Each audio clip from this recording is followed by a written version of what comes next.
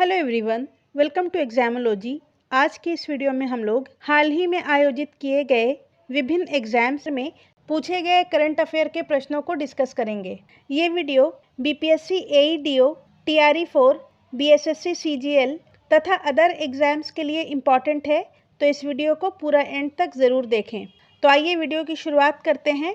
पहला क्वेश्चन है, यूएनडीपी के मानव विकास सूचकांक रिपोर्ट 2025 के अनुसार भारत में जीवन प्रत्याशा 1990 में 58.6 वर्ष थी और ये 2023 में कितनी हो गई है?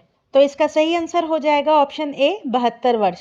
यूएनडीपी के मानव विकास सूचकांक रिपोर्ट 2025 के अनुसार भारत में जीवन प्रत्याशा 2023 में 72 वर्ष हो गई है, जो कि 1990 में 58.6 वर्ष थी।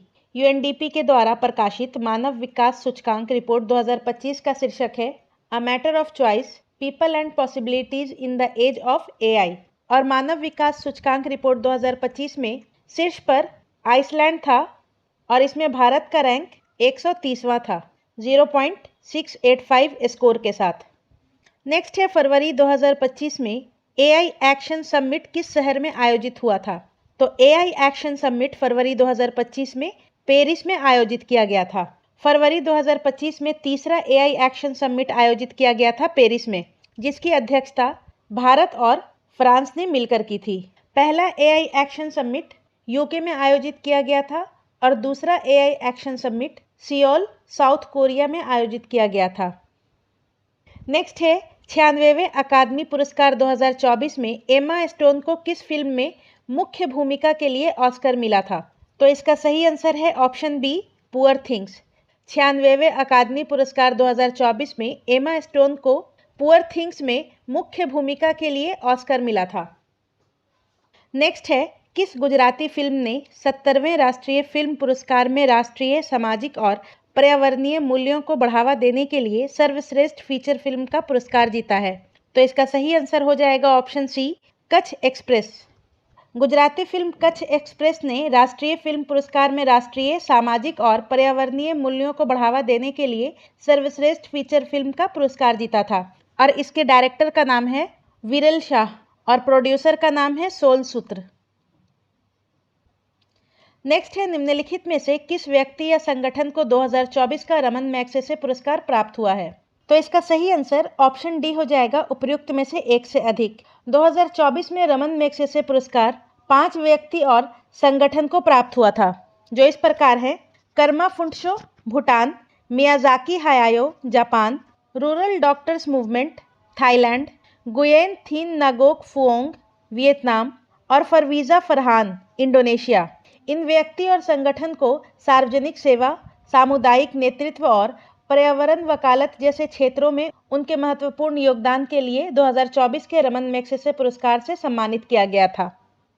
और वर्ष 2025 में रमन मैगसेसे पुरस्कार भारत की एनजीओ एडुकेट गर्ल्स, मालदीव की शाहिना अली तथा फिलीपींस की फ्लेवियानो एंटोनियो एल विलानुएवा को दिया गया है। नेक्स्ट है, आकाश तीर के बारे में कौन सा कथन सही है? तो पहला ऑप्शन है, आकाश तीर भारतीय सेना की एयर डिफेंस प्रणाली का मूल है। तो ये सही है। यह भारत का व्यापक C4ISR प्रणाली को सहजता से एकीकृत करता है।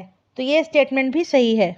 C4ISR का मतलब है command, control, communication, computers, intelligence, surveillance and reconnaissance. Next है, यह निष्क्रिय रक्षा से सक्रिय प्रतिकार के रणनीतिक बदलाव को दर्शाता है। तो ये स्टेटमेंट भी सही है। तो इसका सही आंसर ऑप्शन डी हो जाएगा, उपयुक्त में से एक से अधिक। ये तीनों स्टेटमेंट सही है। और आकाश तीर को भारत इलेक्ट्रॉनिक्स लिमिटेड यानी कि बेल के द्वारा डेवलप किया गया है। नेक्स्ट है, निम्नलिखित में से कौन से रक्षा प्लेटफॉर्म मेक इन इंडिया पहल के तहत भारत की स्वदेशी सैन्य प्रणाली का हिस्सा है? तो इसका सही आंसर ऑप्शन डी हो जाएगा, उपयुक्त में से एक से अधिक। मुख्य युद्धक टैंक अर्जुन यानी कि main battle tank MBT Arjun और उन्नत towed artillery gun system ATAGS, ये दोनों रक्षा प्लेटफॉर्म मेक इन इंडिया पहल के तहत भारत की स्वदेशी सैन्य प्रणाली का हिस्सा है। इसके अलावा लाइट यूटिलिटी हेलीकॉप्टर, आकाश मिसाइल, लाइट कॉम्बैक्ट एयरक्राफ्ट तेजस इत्यादि भी मेक इन इंडिया के तहत स्वदेशी सैन्य प्रणाली का हिस्सा है। और मेक इन इंडिया पहल को भारत सरकार के द्वारा 25 सितंबर 2014 को लॉन्च किया गया था। नेक्स्ट है, बानू मुश्ताक की किस पुस्तक को 2025 का अंतर्राष्ट्रीय बुकर पुरस्कार मिला? तो इसका सही आंसर ऑप्शन बी हो जाएगा, हार्ट लैम्प। बानू मुश्ताक की हार्ट लैम्प को 2025 का अंतर्राष्ट्रीय बुकर पुरस्कार मिला और इसका अंग्रेजी में अनुवाद दीपा भाष्टी के द्वारा किया गया था। और हार्ट लैम्प ओरिजिनली कन्नड़ भाषा में लिखा गया है और हार्ट लैम्प अंतर्राष्ट्रीय बुकर पुरस्कार जीतने वाली पहली कन्नड़ पुस्तक और पहला लघु कहानी संग्रह है। नेक्स्ट है, सिंधु जल संधि के अनुसार 3 पूर्वी नदियां भारत को आवंटित की गई हैं।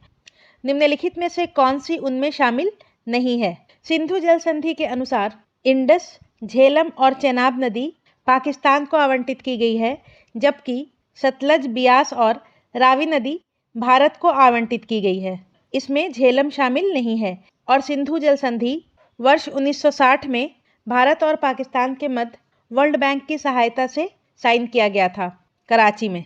और ये संधि भारत के प्रधानमंत्री जवाहरलाल नेहरू और पाकिस्तान के प्रेसिडेंट अयूब खान के मध्य किया गया था। नेक्स्ट है, यूएनडीपी द्वारा विकसित क्षमता गरीबी माप सीपीएम के बारे में निम्नलिखित में से कौन सा कथन सही है? क्षमता गरीबी माप यानी कि कैपेबिलिटी पॉवर्टी मेजर। पहला स्टेटमेंट है, सीपीएम में स्वास्थ्य और पोषण की कमी प्रतिनिधि के रूप में बाल कुपोषण को शामिल किया गया है, तो ये स्टेटमेंट सही है। दूसरा स्टेटमेंट है, शिक्षा और ज्ञान में अभाव को दर्शाने के लिए महिला निरक्षरता को शामिल किया गया है, तो ये स्टेटमेंट भी सही है। तीसरा स्टेटमेंट है, यह पुरुष निरक्षरता को क्षमता गरीबी का प्रमुख संकेतक मानता है, तो ये स्टेटमेंट गलत है। यह पुरुष निरक्षरता को संकेतक के रूप में उपयोग नहीं करता है। सीपीएम मुख्यतः महिलाओं से संबंधित है। नेक्स्ट है, इसमें क्षमता गरीबी के एक महत्वपूर्ण संकेतक के रूप में स्वच्छ पेयजल तक पहुंच की कमी शामिल है, तो ये स्टेटमेंट भी गलत है। स्वच्छ पेयजल तक पहुंच का अभाव मानव गरीबी सूचकांक यानी कि ह्यूमन पॉवर्टी इंडेक्स का हिस्सा है, ना कि सीपीएम का। तो इसका सही आंसर ऑप्शन ए हो जाएगा। कथन 1 और 2 सही है। और सीपीएम को 1996 के ह्यूमन डेवलपमेंट रिपोर्ट में इंट्रोड्यूस किया गया था, जो कि मुख्यतः महिलाओं से संबंधित है तथा इसके 3 संकेतक हैं। पहला संकेतक है 5 वर्ष से कम आयु के कम वजन वाले बच्चों का प्रतिशत यानी बाल कुपोषण। दूसरा है निरक्षर वयस्क महिलाओं का प्रतिशत और तीसरा है कुशल स्वास्थ्य कर्मियों की उपस्थिति के बिना जन्म का प्रतिशत यानी कि सुरक्षित मातृत्व। नेक्स्ट है, निम्नलिखित में से कौन सी वस्तु या वस्तुएं अप्रैल से सितंबर 2024-25 के दौरान भारत के निर्यात की शीर्ष 10 प्रमुख वस्तुओं में नहीं थी? तो इसका सही आंसर हो जाएगा ऑप्शन सी, बासमती चावल। अप्रैल से सितंबर 2024-25 के दौरान भारत के निर्यात में शीर्ष 10 प्रमुख वस्तुएं इस प्रकार हैं: पेट्रोलियम उत्पाद, दवा निर्माण, जैविक, दूरसंचार उपकरण, मोती और अर्ध कीमती पत्थर, इलेक्ट्रिक मशीनरी और उपकरण, सोने और अन्य कीमती धातु के आभूषण, लोहा और इस्पात उत्पाद, लोहा और इस्पात, आरएमजी कॉटन सहित सहायक उपकरण, मोटर वाहन अथवा कारें। इसमें बासमती चावल शामिल नहीं है। नेक्स्ट है, भारत वन स्थिति रिपोर्ट 2023 के अनुसार सबसे अधिक वृक्षावरण महाराष्ट्र राज्य में पाया गया है और उसके बाद राजस्थान और उत्तर प्रदेश का स्थान है। ऑप्शन सी इसका सही आंसर हो जाएगा। भारत वन स्थिति रिपोर्ट 2023 के अनुसार भारत का कुल वन और वृक्षावरण 8,27,356.96 किलोमीटर स्क्वायर है, जो कि देश के भौगोलिक क्षेत्र का 25.17% है और क्षेत्रफल की दृष्टि से सर्वाधिक वनावरण वाले शीर्ष 3 राज्य हैं मध्य प्रदेश, अरुणाचल प्रदेश और छत्तीसगढ़, और सर्वाधिक वृक्षावरण महाराष्ट्र, राजस्थान और उसके बाद उत्तर प्रदेश में पाया गया है। इस लिहाज से इसका सही आंसर ऑप्शन सी हो जाएगा। नेक्स्ट है, 2023 में वैश्विक सेवाओं के निर्यात में निम्नलिखित में से किस देश की भारत से अधिक हिस्सेदारी थी? तो इसका सही आंसर हो जाएगा ऑप्शन बी, आयरलैंड। वर्ष 2023 में वैश्विक सेवाओं के निर्यात में भारत की हिस्सेदारी 4.3% रही है और भारत विश्व स्तर पर 7वें स्थान पर है। और दिए गए विकल्प में वर्ष 2023 में वैश्विक सेवाओं के निर्यात में आयरलैंड की हिस्सेदारी भारत से अधिक है 5.5%। नेक्स्ट है स्वास्थ्य और परिवार कल्याण मंत्रालय के यूविन पोर्टल के बारे में निम्नलिखित में से कौन सा कथन सही नहीं है। यहाँ पर गलत कथन पूछ रहा है। पहला कथन है यह क्यूआर आधारित ई टीकाकरण प्रमाण पत्र प्रदान करता है, तो ये स्टेटमेंट सही है। दूसरा कथन है यह माता पिता और बच्चों के लिए आयुष्मान भारत स्वास्थ्य खातों आभा के निर्माण की सुविधा प्रदान करता है, तो ये स्टेटमेंट भी सही है। और तीसरा स्टेटमेंट है पोर्टल 11 क्षेत्रीय भाषाओं में उपलब्ध है, तो ये स्टेटमेंट भी सही है। तो इसका सही आंसर ऑप्शन डी हो जाएगा, उपरोक्त में से कोई नहीं। ये तीनों स्टेटमेंट सही है। यूविन पोर्टल सार्वभौमिक टीकाकरण कार्यक्रम मतलब कि यूआईपी के तहत सभी गर्भवती महिलाओं और बच्चों के सभी टीकाकरण कार्यक्रमों को रिकॉर्ड करता है। नेक्स्ट है किस संगठन ने संयुक्त रूप से आवास और शहरी मामलों के मंत्रालय के साथ राष्ट्रीय शहरी नवाचार स्टैक NUIS डिजिटल ब्लूप्रिंट विकसित किया है। NUIS मतलब नेशनल अर्बन इनोवेशन स्टैक, तो इसका सही आंसर हो जाएगा ऑप्शन बी राष्ट्रीय शहरी मामले संस्थान। NIUA ने आवास एवं शहरी मंत्रालय के साथ मिलकर राष्ट्रीय शहरी नवाचार स्टैक डिजिटल ब्लूप्रिंट विकसित किया है और इसका उद्देश्य है शहरी नवाचार को बढ़ावा देना और शहरों में शहरी प्रबंधन की दक्षता को बढ़ाना। नेक्स्ट है 31 अक्टूबर 2024 तक भारतमाला परियोजना के तहत किस राज्य में सबसे अधिक निर्मित सड़क की लंबाई थी, तो इसका सही आंसर ऑप्शन ए हो जाएगा राजस्थान।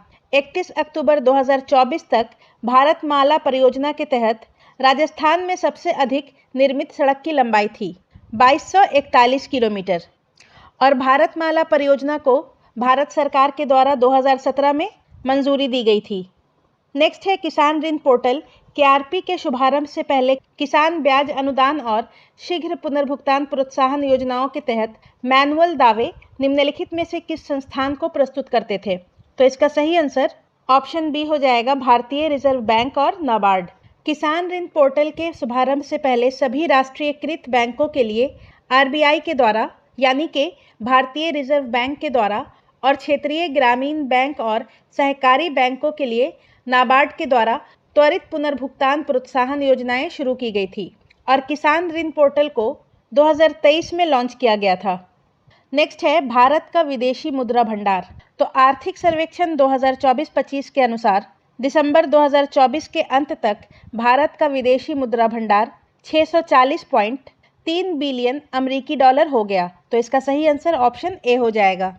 और इसके बाद भारत चीन, जापान और स्विट्जरलैंड के बाद विश्व स्तर पर चौथा सबसे बड़ा मुद्रा भंडार बन गया। नेक्स्ट है NFHS 5 के आंकड़ों के अनुसार निम्नलिखित में से किस राज्य ने 2019 से 20 में 6% से कम आबादी को बहुआयामी गरीबी के रूप में दर्ज किया, तो इसका सही आंसर हो जाएगा option B Himachal Pradesh. NFHS 5 के आंकड़ों के अनुसार हिमाचल प्रदेश में गरीबी दर 4.93% थी, वहीं जम्मू कश्मीर में गरीबी दर 4.8% तथा उत्तर प्रदेश में गरीबी दर 22.9% थी। और यहाँ पर राज्य में पूछ रहा है तो इस लिहाज से इसका सही आंसर हिमाचल प्रदेश हो जाएगा। NFHS 5 के आंकड़ों के अनुसार बिहार का गरीबी दर 33.7% है। नेक्स्ट है यहाँ पर सूची 1 को सूची 2 से सम्मिलित करना है। पहला है प्रदर्शन उपलब्धि और व्यापार योजना यानी कि performance achieve and trade scheme PAT योजना। तो इसका उद्देश्य है ऊर्जा गहन उद्योगों में उत्सर्जन को कम करना। दूसरा है तट रेखा आवास में मूर्त आय के लिए मैंग्रोव पहल यानी कि मिस्टी पहल। तो मिस्टी पहल को वर्ष 2023-24 के केंद्रीय बजट में पेश किया गया था। नेक्स्ट है पर्यावरण के लिए जीवन शैली लाइफ पहल, life style for environment initiative. तो इसे नवंबर 2021 में ग्लासगो में COP26 में लॉन्च किया गया था प्रधानमंत्री के द्वारा। और नेक्स्ट है राष्ट्रीय स्वच्छ वायु कार्यक्रम NCAP। तो NCAP को राष्ट्रीय स्तर की रणनीति के रूप में 2019 में लॉन्च किया गया था, तो इसका सही आंसर ऑप्शन सी हो जाएगा 2143। नेक्स्ट है वार्षिक PLFS 2023-24 के रिपोर्ट के अनुसार PLFS यानी कि पीरियोडिक लेबर फोर्स सर्वे, और इसके रिपोर्ट के अनुसार वर्ष 2021-22 के बाद शहरी महिलाओं की तुलना में ग्रामीण महिलाओं के श्रम बल भागीदारी में अधिक वृद्धि हुई है। ऑप्शन ए इसका सही आंसर हो जाएगा। पीएलएफएस रिपोर्ट 2023-24 के अनुसार ग्रामीण महिलाओं की एलएफपीआर 35.5% है, वहीं शहरी महिलाओं की एलएफपीआर 22.3% है। और पीएलएफ रिपोर्ट राष्ट्रीय सांख्यिकी कार्यालय यानी कि एनएसओ के द्वारा जारी किया जाता है। नेक्स्ट है, निम्नलिखित में से क्या विज्ञान प्रौद्योगिकी और नवाचार नीति 2020 का परिणाम नहीं था? तो इसका सही आंसर ऑप्शन सी हो जाएगा, अटल इनोवेशन मिशन। अटल इनोवेशन मिशन को नीति आयोग के द्वारा वर्ष 2016 में शुरू किया गया था, जबकि एक राष्ट्र एक सदस्यता और अनुसंधान और नवाचार उत्कृष्टता फ्रेमवर्क वर्ष 2020 में विज्ञान प्रौद्योगिकी और नवाचार नीति के द्वारा शुरू किया गया था। नेक्स्ट है, देश के सकल मूल वर्धित जीवीए में सूक्ष्म लघु और मध्यम उद्यमों की हिस्सेदारी 2021 में कितना से बढ़कर 2022-23 में कितना हो गई है?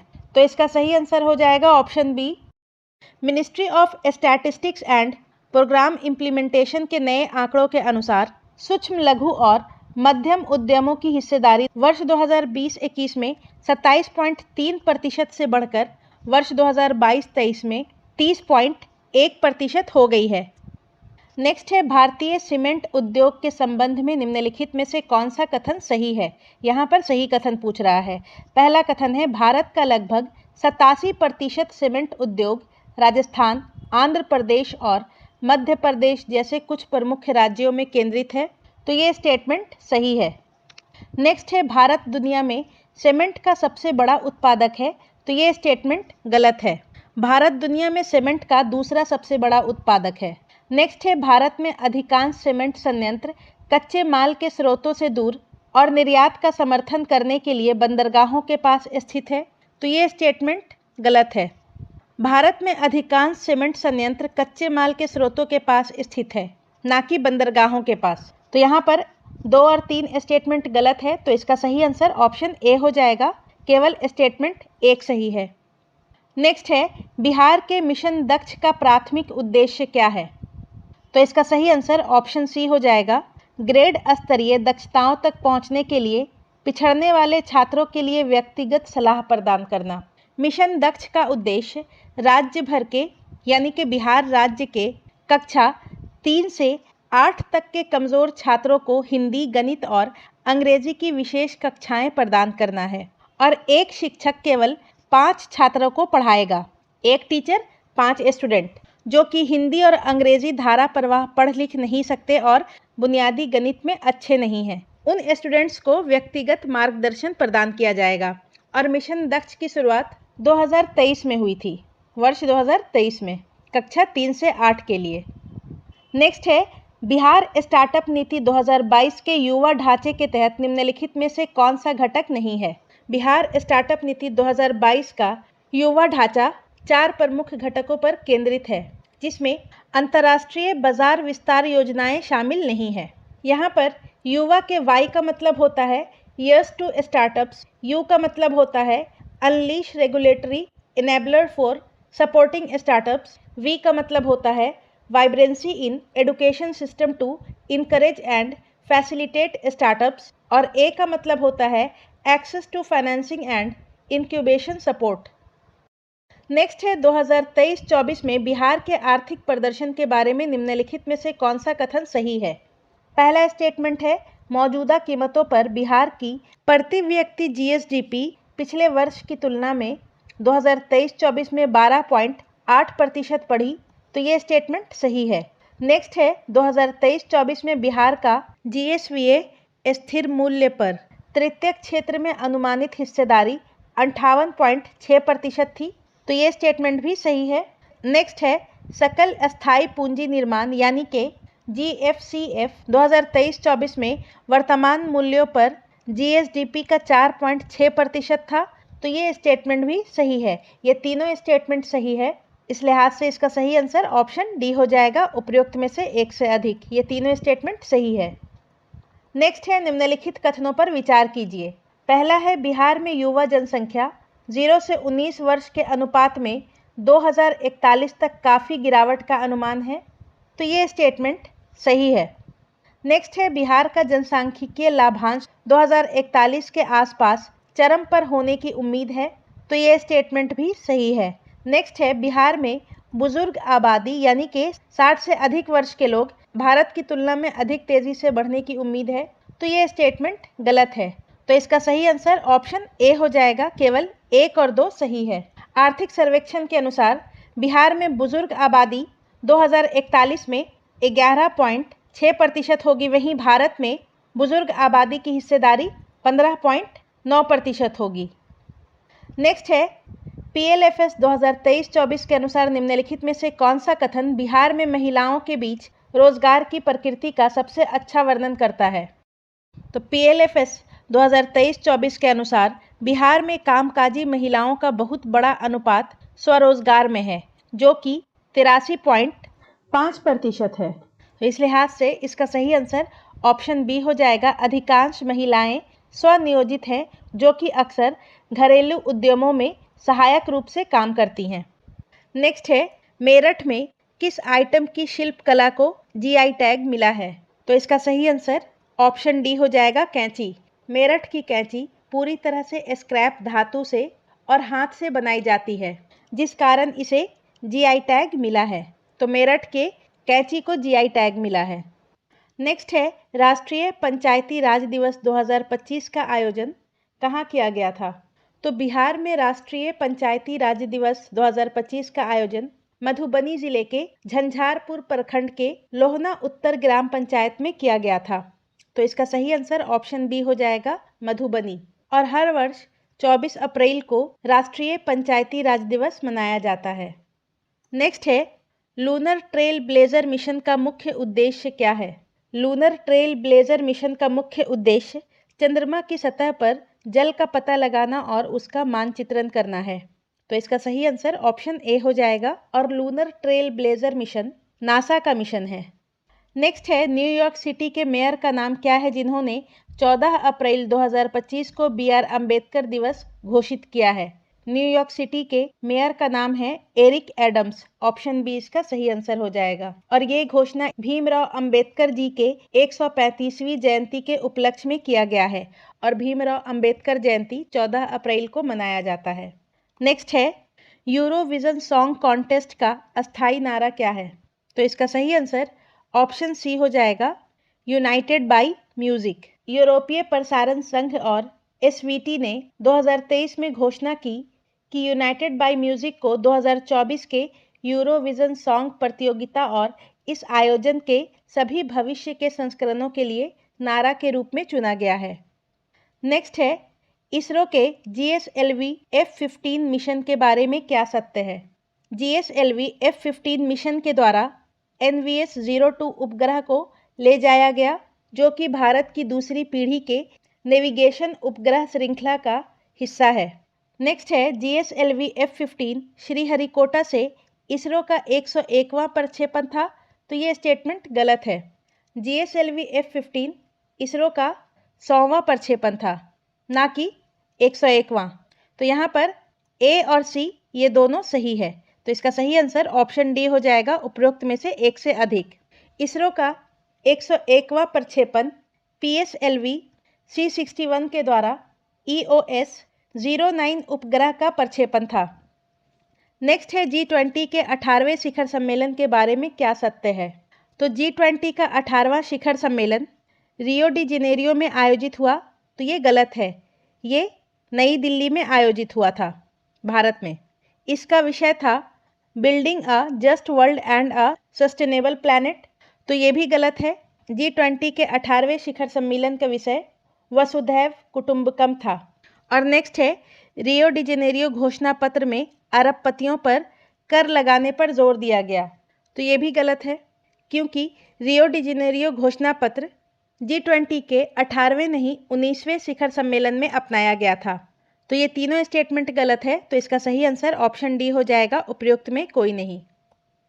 नेक्स्ट है 2024 में बाकू में आयोजित संयुक्त राष्ट्र जलवायु सम्मेलन में किस समझौते पर सहमति बनी। तो 2024 में संयुक्त राष्ट्र जलवायु सम्मेलन में विकसित देशों ने जलवायु परिवर्तन शमन और अनुकूलन प्रयासों में विकासशील देशों को सहायता देने के लिए 2035 तक प्रतिवर्ष कम से कम $300 बिलियन देने की अपील की। तो इसका सही आंसर ऑप्शन सी हो जाएगा। नेक्स्ट है 2024 में साहित्य का नोबेल पुरस्कार प्राप्त करने वाली हान कांग के उपन्यास द वेजिटेरियन को कौन सा अन्य प्रतिष्ठित पुरस्कार प्राप्त हुआ है? तो हान कांग के उपन्यास द वेजिटेरियन ने कोरियाई भाषा में पहली बार प्रकाशित होने के एक दशक बाद 2016 का अंतर्राष्ट्रीय बुकर पुरस्कार जीता था और यह पुरस्कार हान कांग और उनकी अनुवादक डेबोरा स्मिथ के बीच साझा किया गया था। Deborah Smith. तो इसका सही आंसर ऑप्शन सी हो जाएगा, इंटरनेशनल बुकर पुरस्कार। नेक्स्ट है निम्नलिखित में से नेपाल के किस ग्लेशियर को मई 2025 में मृत घोषित किया गया? तो नेपाल के हिंदू कुश हिमालय क्षेत्र में लांगटांग घाटी में स्थित याला ग्लेशियर, जो कि नेपाल का पहला ग्लेशियर है जिसे मृत घोषित किया गया है। तो इसका सही आंसर ऑप्शन बी हो जाएगा, याला ग्लेशियर। नेक्स्ट है किस देश ने भारत को हथियारों और रक्षा संबंधी वस्तुओं के निर्यात पर पूर्ण प्रतिबंध लगाया है? तो इसका सही आंसर ऑप्शन बी हो जाएगा, तुर्की। तुर्की ने भारत को हथियारों और रक्षा संबंधी वस्तुओं के निर्यात पर पूर्ण प्रतिबंध लगाया है। नेक्स्ट है जीडीपी, सीपीआई और आईआईपी के लिए आधार वर्ष को संशोधित कर निम्न कर दिया गया है। तो इसका सही आंसर हो जाएगा ऑप्शन डी, 2022-23, 2023-24 और 2022-23। जीडीपी के आधार वर्ष को संशोधित करके वर्ष 2011-12 से वर्ष 2022-23 कर दिया गया है। सीपीआई यानी कि कंज्यूमर प्राइस इंडेक्स, इसके आधार वर्ष को संशोधित करके 2023-24 कर दिया गया है तथा आईआईपी यानी कि इंडेक्स ऑफ इंडस्ट्रियल प्रोडक्शन, इसके आधार वर्ष को संशोधित करके वर्ष 2022-23 कर दिया गया है। और ये संशोधन राष्ट्रीय लेखा सांख्यिकी पर सलाहकार समिति के सिफारिश पर किया गया है, जिसकी अध्यक्षता विश्वनाथ गोल्डार के द्वारा की गई थी। नेक्स्ट है 2024 में सुरक्षित एआई विकास को बढ़ावा देने के लिए यूएसए और यूके सहित 25 से अधिक देशों ने कृत्रिम बुद्धिमत्ता पर किस अंतर्राष्ट्रीय समझौते पर हस्ताक्षर किया? इस क्वेश्चन को डिलीट कर दिया गया है। सुरक्षित एआई विकास को बढ़ावा देने के लिए यूएसए और यूके सहित 25 से अधिक देशों ने कृत्रिम बुद्धिमत्ता पर नवंबर 2023 में बेलेचली घोषणा पर हस्ताक्षर किया था और यहाँ पर पूछ रहा है 2024 में। नेक्स्ट है हाल ही में संयुक्त राज्य अमेरिका ने निम्न में से किस देश को अपना प्रमुख गैर नाटो सहयोगी यानी कि MNNA घोषित किया है? तो इसका सही आंसर ऑप्शन ए हो जाएगा, केनिया। यूएसए ने केनिया को मेजर नॉन नाटो एली घोषित किया है। नेक्स्ट है मानव विकास रिपोर्ट 2025 के बारे में निम्नलिखित में से कौन सा कथन सत्य नहीं है? पहला कथन है मानव विकास रिपोर्ट 2025 का विषय ग्रिड लॉक को तोड़ना और ध्रुवीकृत दुनिया में सहयोग की पुनर्कल्पना है। तो ये स्टेटमेंट गलत है।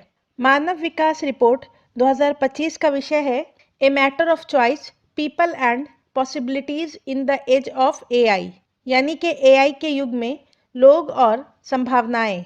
नेक्स्ट है मानव विकास सूचकांक में भारत का स्थान 134वां है। तो ये स्टेटमेंट भी गलत है। मानव विकास सूचकांक में भारत का स्थान 193 देशों में 130वां है, 0.685 स्कोर के साथ, और शीर्ष पर आइसलैंड है।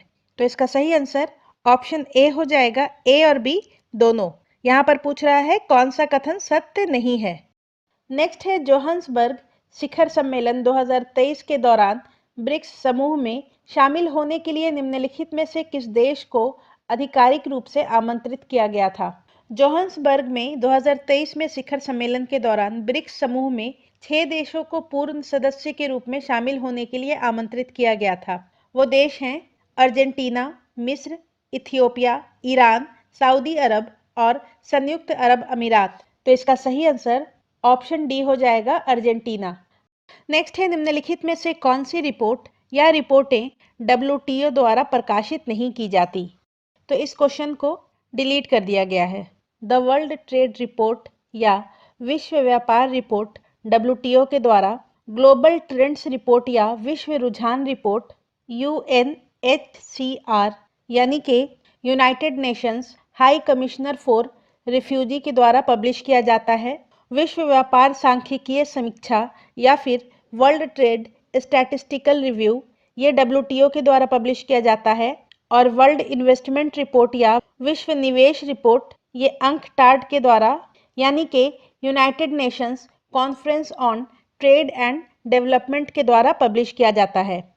नेक्स्ट है 2024-25 के लिए एशियाई आपदा तैयारी केंद्र यानी कि ADPC की अध्यक्षता किस देश ने संभाली है? तो इसका सही आंसर ऑप्शन बी हो जाएगा, भारत। 2024-25 के लिए एशियाई आपदा तैयारी केंद्र के अध्यक्ष का पदभार भारत के द्वारा संभाला गया है। और ADPC एक स्वायत्त अंतर्राष्ट्रीय संगठन है जो एशियाई और प्रशांत क्षेत्र में आपदा जोखिम न्यूनीकरण और जलवायु लचीलेपन पर केंद्रित है और इसका मुख्यालय बैंकॉक, थाईलैंड में स्थित है।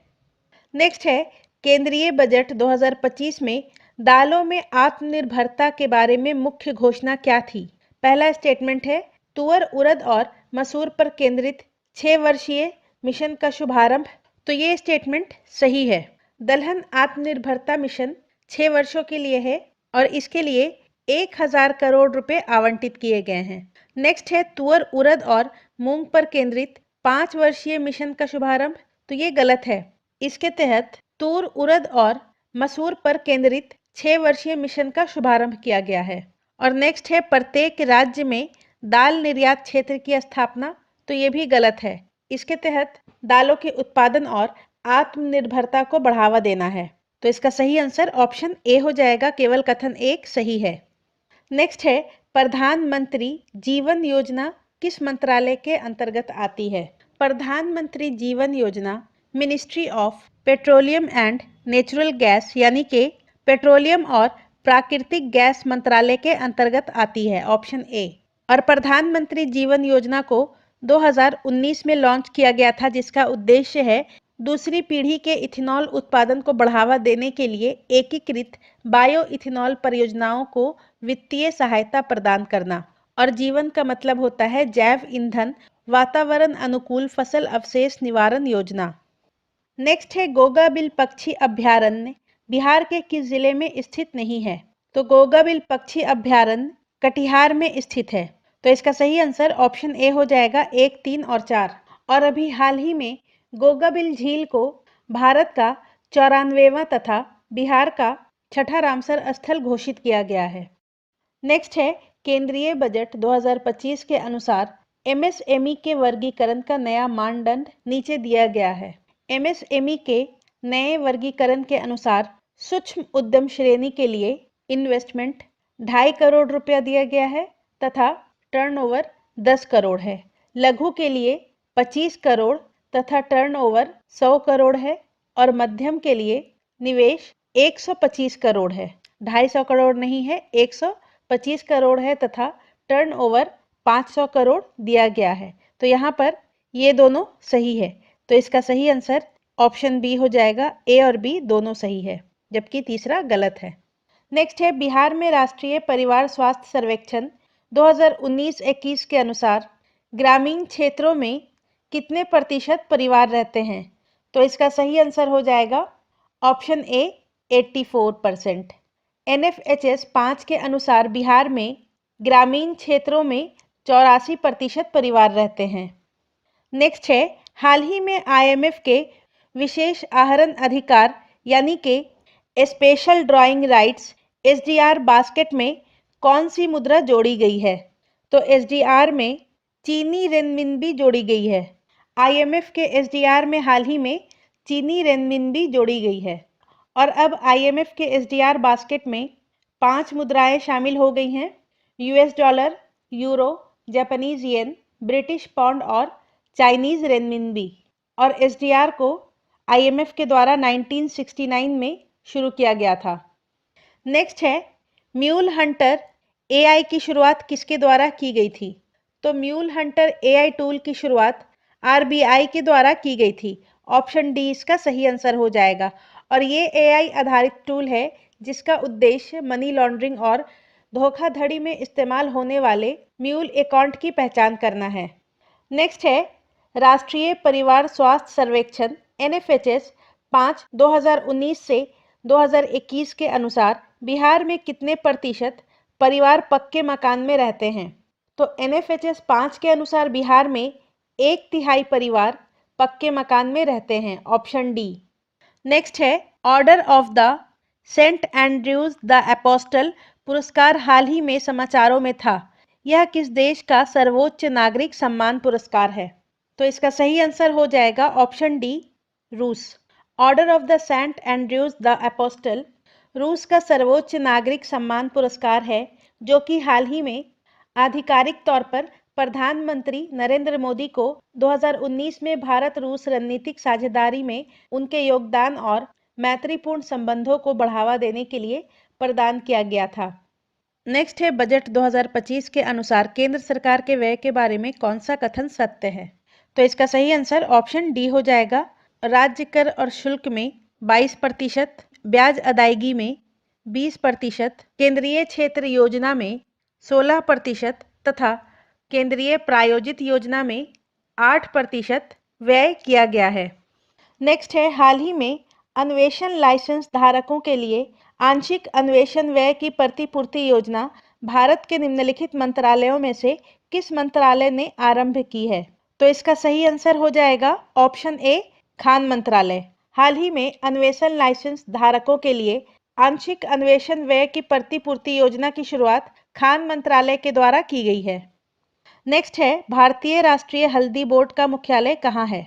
तो भारतीय राष्ट्रीय हल्दी बोर्ड का मुख्यालय निजामाबाद, तेलंगाना में स्थित है। ऑप्शन ए इसका सही आंसर हो जाएगा, निजामाबाद, तेलंगाना।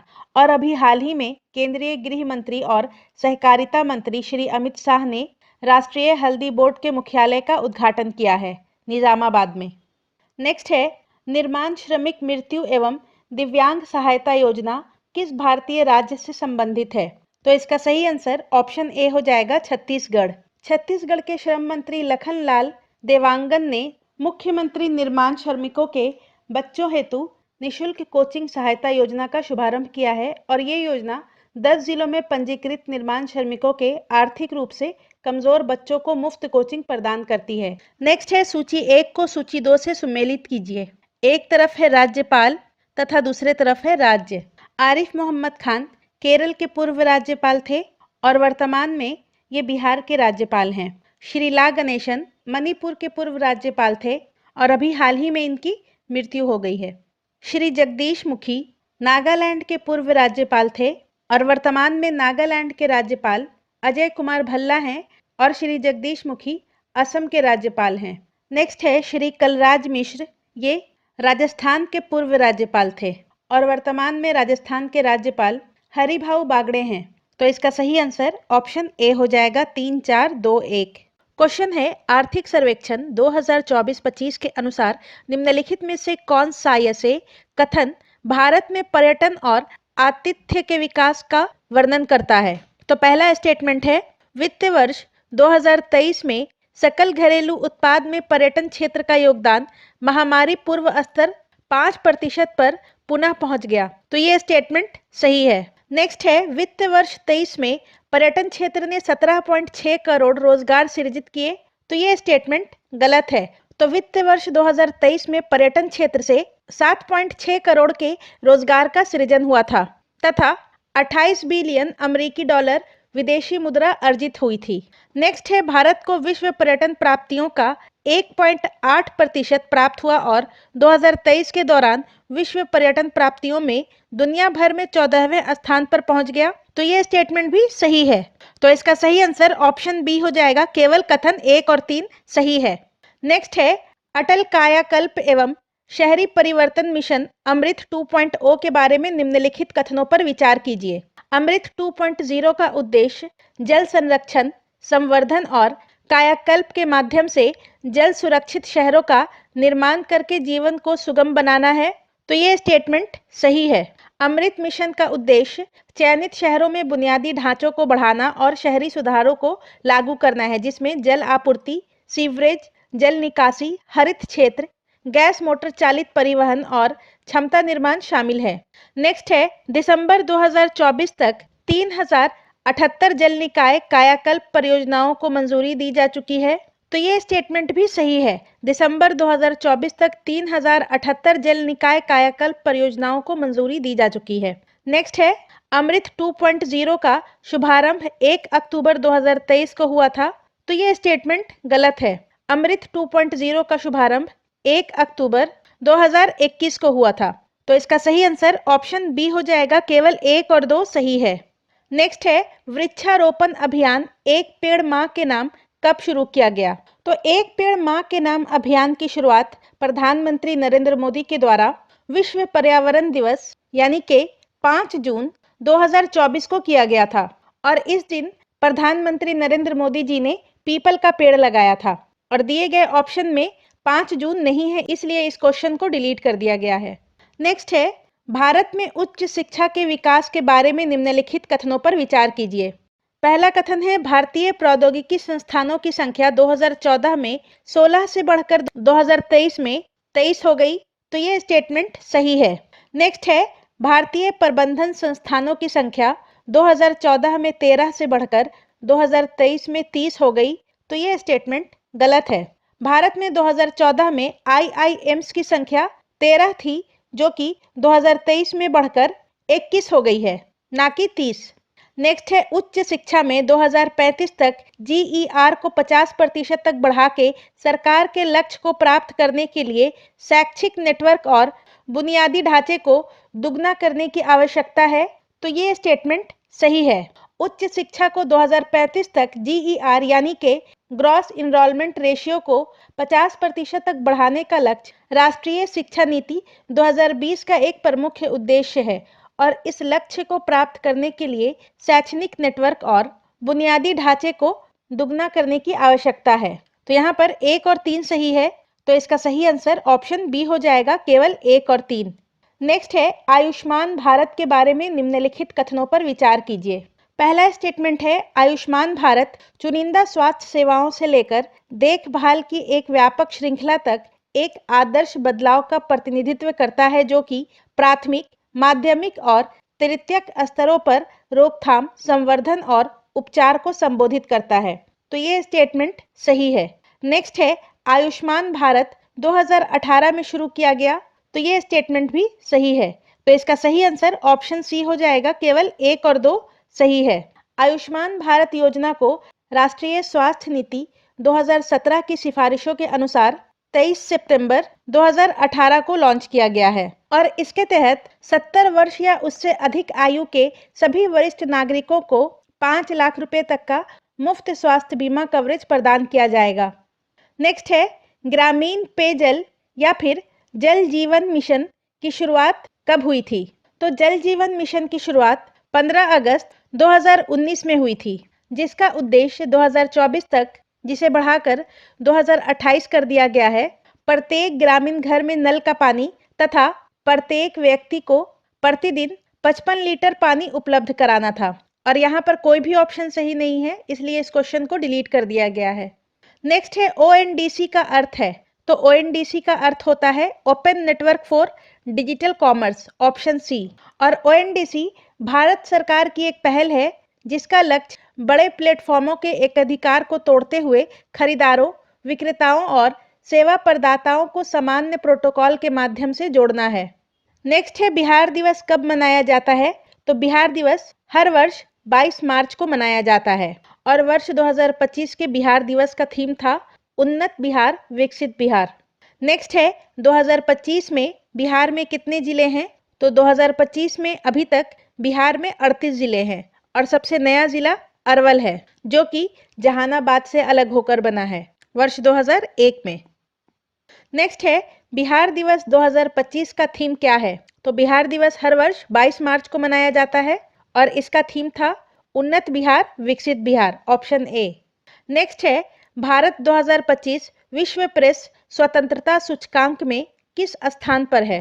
तो इसका सही आंसर हो जाएगा option A, 151। World press freedom index 2025 में भारत का स्थान 151 है तथा इसका स्कोर 32.96 है और press freedom index reporters without borders के द्वारा जारी किया जाता है। नेक्स्ट है आईफा अवार्ड्स 2025 में सर्वश्रेष्ठ अभिनेता का पुरस्कार किसे मिला है? तो आईफा अवार्ड्स 2025 में सर्वश्रेष्ठ अभिनेता का पुरस्कार कार्तिक आर्यन को मिला है भूल भुलैया 3 के लिए, तथा सर्वश्रेष्ठ अभिनेत्री का पुरस्कार नितांशी गोयल को मिला है लापता लेडीज के लिए। नेक्स्ट है मार्च 2025 में इंडोर शॉटपुट में Mountbatten indoor track and field championship में नया कीर्तिमान स्थापित करने वाली पहली भारतीय महिला कौन थी? तो इसका सही आंसर ऑप्शन बी हो जाएगा, कृष्णा जयशंकर। मार्च 2025 में Krishna Jaishankar Mountbatten indoor track and field championship में कीर्तिमान स्थापित करने वाली पहली भारतीय महिला बनी है और इन्होंने इंडोर शॉटपुट में 16.03 मीटर का थ्रो हासिल किया है। नेक्स्ट है ढिमसा आदिवासी नृत्य किस भारतीय राज्य का है? तो ये आंध्र प्रदेश का है। ढिमसा आदिवासी नृत्य मुख्य रूप से आंध्र प्रदेश राज्य के विशाखापट्टनम और विजयनगरम जिलों में पोरा जाति की महिलाओं द्वारा किया जाता है। नेक्स्ट है प्रवासी भारतीय सम्मान 2025 निम्नलिखित में से किसे प्राप्त हुआ? तो इसका सही आंसर हो जाएगा प्रोफेसर अजय राणे को। प्रोफेसर अजय राणे को 2025 में प्रवासी भारतीय सम्मान प्राप्त हुआ है और ये पुरस्कार भारतीय मूल के व्यक्तियों और अनिवासी भारतीयों को उनके उत्कृष्ट योगदान के लिए दिया जाता है। नेक्स्ट है किस राज्य में इंदिरम्मा आत्मीय भरोसा योजना हाल ही में शुरू की गई है? तो इंदिरम्मा आत्मीय भरोसा योजना तेलंगाना में शुरू किया गया है, ऑप्शन सी। और इसके तहत राज्य में गरीब और हाशिए पर रहने वाले समुदायों को आवास प्रदान की जाएगी। नेक्स्ट है विक्रम मिश्री किस पद पर हैं? तो विक्रम मिश्री भारत के विदेश सचिव के रूप में कार्यरत हैं, ऑप्शन ए इसका सही आंसर हो जाएगा। नेक्स्ट है निम्नलिखित में से किस अधिनियम ने भारतीय दंड संहिता 1860 का स्थान लिया है? भारतीय दंड संहिता 1860 यानी कि इंडियन पिनल कोड आईपीसी, इसका स्थान भारतीय न्याय संहिता 2023 ने लिया है, ऑप्शन सी इसका सही आंसर हो जाएगा। भारतीय न्याय संहिता 2023 ने भारतीय दंड संहिता 1860 का स्थान लिया है। भारतीय साक्ष्य अधिनियम 2023 ने साक्ष्य अधिनियम 1872 का स्थान लिया है और दंड प्रक्रिया संहिता 1898 के स्थान पर भारतीय नागरिक सुरक्षा संहिता अधिनियम 2023 ने स्थान लिया है। नेक्स्ट है कौन सा देश क्वाड समूह का सदस्य नहीं है? तो क्वाड में 4 देश हैं, भारत, अमेरिका, ऑस्ट्रेलिया और जापान। उसमें रूस शामिल नहीं है, ऑप्शन ए इसका सही आंसर हो जाएगा। नेक्स्ट है I2U2 भारत, इजराइल, यूएई और यूएसए मुख्य रूप से किस पर केंद्रित हैं? तो I2U2 का मुख्य उद्देश्य आर्थिक विकास, वैज्ञानिक नवाचार और क्षेत्रीय स्थिरता को बढ़ावा देना है, तो इसका सही आंसर ऑप्शन सी हो जाएगा, आर्थिक विकास। अक्टूबर 2021 में इजराइल और यूएई के बीच अब्राहम अकॉर्ड के बाद I2U2 प्लेटफॉर्म की स्थापना की गई थी। नेक्स्ट है G20 शिखर सम्मेलन 2030 के आयोजन में भारत की प्रमुख उपलब्धि थी। तो G20 शिखर सम्मेलन 2023 का आयोजन भारत की अध्यक्षता में किया गया था, जिसमें अफ्रीकी संघ को G20 की अस्थायी सदस्यता प्रदान की गई थी, ऑप्शन डी इसका सही आंसर हो जाएगा। तो G20 शिखर सम्मेलन 2023 की अध्यक्षता भारत ने की थी, जिसमें अफ्रीकी संघ को अस्थायी सदस्यता प्रदान की गई थी। नेक्स्ट है ब्रिक्स राष्ट्रों के बीच डी डॉलरीकरण या डी डॉलराइजेशन का अर्थ क्या है? ब्रिक्स राष्ट्रों के बीच डी डॉलरीकरण का अर्थ स्थानीय मुद्राओं के उपयोग को बढ़ावा देना है और व्यापार में अमेरिकी डॉलर से बचना है, तो ऑप्शन सी इसका सही आंसर हो जाएगा। और वर्तमान में ब्रिक्स में कुल 10 पूर्ण सदस्य हैं, जो इस प्रकार हैं: ब्राज़ील, रशिया, भारत, चीन, दक्षिण अफ्रीका, मिस्र, इथियोपिया, ईरान, संयुक्त अरब अमीरात और इंडोनेशिया। और इंडोनेशिया सबसे नया सदस्य है।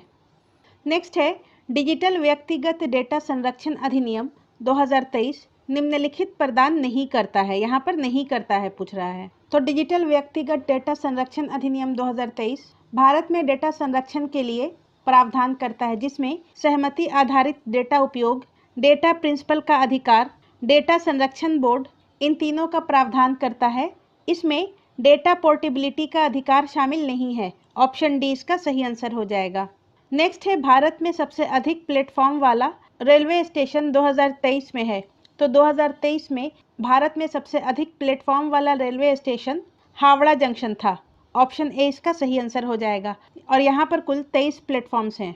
तो भारत में सबसे अधिक प्लेटफॉर्म वाला रेलवे स्टेशन हावड़ा जंक्शन है, जो कि कोलकाता में स्थित है, और यहाँ पर कुल 23 प्लेटफॉर्म हैं। नेक्स्ट है, भारतीय राज्य त्रिपुरा को बांग्लादेश से जोड़ने वाला पुल मैत्री सेतु किस नदी पर बनाया गया है? तो मैत्री सेतु फेनी नदी पर बनाया गया है। ऑप्शन ए इसका सही आंसर हो जाएगा। मैत्री सेतु पुल, जिसकी लंबाई 1.9 किलोमीटर है, ये त्रिपुरा के सबरूम को बांग्लादेश के रामगढ़ से जोड़ता है और ये फेनी नदी पर बनाया गया है। नेक्स्ट है, निम्नलिखित में से कौन सा देश क्वाड सदस्य नहीं है? क्वाड यानी के क्वाड्रिलैटरल सिक्योरिटी डायलॉग, इसमें 4 देश हैं, अमेरिका, जापान, भारत और ऑस्ट्रेलिया। इसमें यूनाइटेड किंगडम शामिल नहीं है। ऑप्शन बी इसका सही आंसर हो जाएगा। क्वाड देश में यूनाइटेड किंगडम शामिल नहीं है। नेक्स्ट है, भारत क्यों मायने रखता है? पुस्तक के लेखक कौन है? यानी के वाई भारत मैटर्स, इस पुस्तक के लेखक भारत के विदेश मंत्री डॉक्टर एस जयशंकर हैं। ऑप्शन बी इसका सही आंसर हो जाएगा। भारत क्यों मायने रखता है, इस पुस्तक के लेखक डॉक्टर एस जयशंकर हैं। नेक्स्ट है, संयुक्त सैन्य अभ्यास सदा तंसीक भारत और निम्नलिखित में से किस देश के बीच हुआ? संयुक्त सैन्य अभ्यास सदा तंसीक भारत और सऊदी अरब के मध्य हुआ था और इसके पहले संस्करण का आयोजन राजस्थान के महाजन में हुआ था। तो सदा तंसीक का आयोजन राजस्थान के महाजन में हुआ था और ये भारत और सऊदी अरब के बीच एक संयुक्त सैन्य अभ्यास है। नेक्स्ट है, वंडर ड्रग ओजेम्पिक का निर्माता नोवो नॉर्डिक्स किस देश की बहुराष्ट्रीय स्वास्थ्य सेवा कंपनी है? तो इसका सही आंसर हो जाएगा ऑप्शन सी, डेनमार्क। और ओजेम्पिक का उपयोग मुख्यतः टाइप 2 डायबिटीज के इलाज में होता है।